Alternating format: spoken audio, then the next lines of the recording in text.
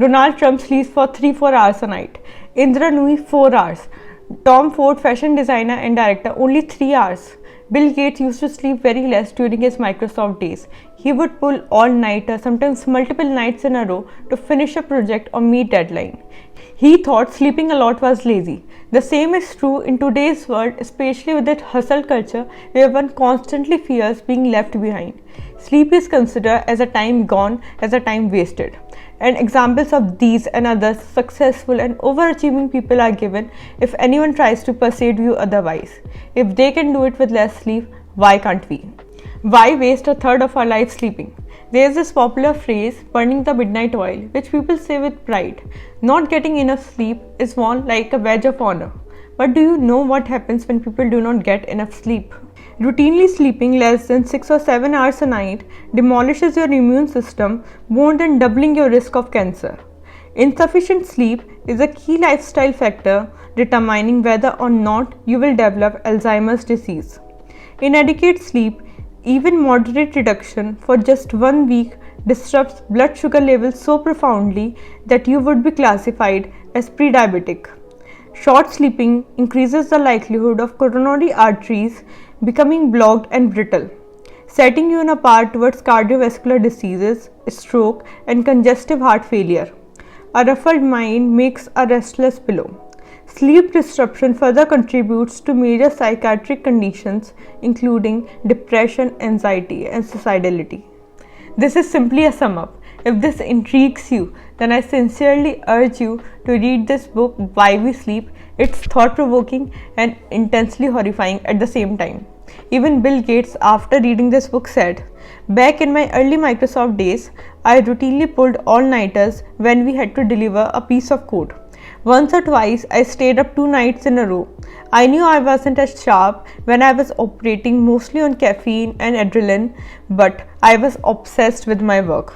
Now that I have read Matthew Walker's Why We Sleep, I realize my all-nighters combined with almost never getting 8 hours of sleep took a big toll." Walker's book made Gates rethink his own sleep routine, and now he aims for 8 hours a night. Why we sleep? Why do we need to dedicate a third of our lives to sleeping, you might ask? Sleep produces complex neurochemical bath that improves our brain in various ways. And it restocks the armory of our immune system, helping fighting malignancy, preventing infection, and warding off all forms of sickness. In other words, sleep greatly enhances our evolutionary fitness just in ways we can't see. Now, you cannot get back the sleep that you have already lost, but you can certainly start a more healthy sleeping routine now. Many people find it hard to sleep because of bad schedule, bad routine, anxiety, insomnia, etc. Here are some things that you can do to improve your sleeping hygiene. Stick to a sleep schedule, go to bed and wake up at the same time. As creatures of habit, it is very difficult for us to adjust to changing sleep routines. Sleeping extra on the weekend does not compensate for the sleep lost during the weekdays. If anything, it makes us difficult to get up on Monday. We all set an alarm for waking up. What you can do is you can set an alarm for going to bed as well.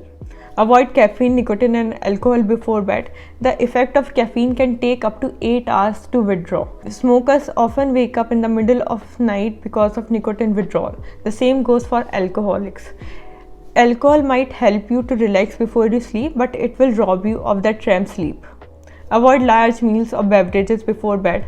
If possible, avoid medicines that interferes or disrupts your sleep cycle. You can contact your healthcare provider to make the necessary changes.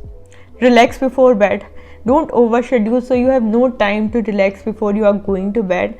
Add reading a book or whatever comforts you to your bedtime routine. Don't take naps past 3 p.m. That will make it difficult for you to fall asleep at night.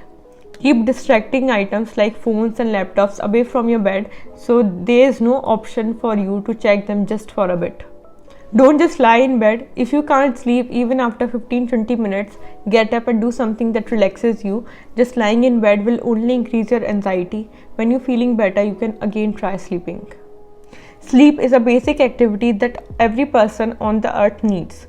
It's not a waste of time and definitely not a choice but a necessity. There must be a reason why a third of our life is to be dedicated to sleeping.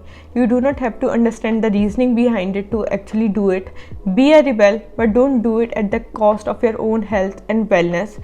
Sleep for at least 7 hours a night and make your loved ones do the same. Thank you.